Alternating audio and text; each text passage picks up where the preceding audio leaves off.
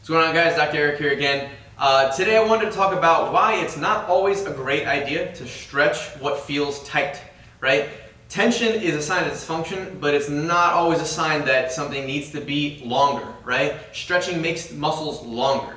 So I wanted to show this with two bands here, right? So we talked about hip centration earlier on, right? So let's pretend that a centrated hip is when the clip or the carabiner is right in the center of this circle, right? Now, if I'm starting to get dysfunction, you're going to start to see tension, right? You're trying to stabilize that joint. You're going to see both things are going to get tight, both structures. Now watch as I hold here and pull evenly out. You're going to see that as I stretch both out, this is really stretched out, but where is the dysfunction? The dysfunction is on this side. The carabiner has been shifted this way. So a lot of times you'll see this in the hamstring and iliacus, right? The iliacus is a hip flexor, the hamstring is a hip extender, right? So a lot of times you'll see people stuck in hip flexion. They're stuck with the hamstring locked long and the iliacus locked short.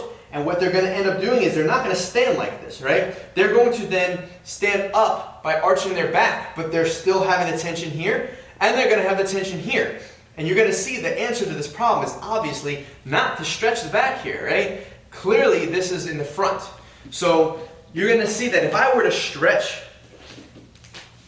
my overstretched out hamstring, I'm actually going to make the dysfunction much worse, right? So this is where a lot of times stretching is not the answer. So if you're seeing this happen on both sides, you have two-sided hamstring issues, two-sided iliacus issues, pain on both sides, even in the shoulders, right? The shoulders can get tension on both sides too.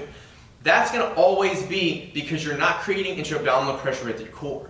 So if this happens, go back to earlier videos and check out how to create intra-abdominal pressure by using dead bugs and core stability exercises, breathing exercises, in order to create the stability that you won't have to then overstretch things because the tension won't be here. You'll be able to create the pressure here. And then you're going to notice that this tension is not actually a local issue at all. So give this a shot. Try not to stretch everything just because it feels tight, and work on stability first and foremost.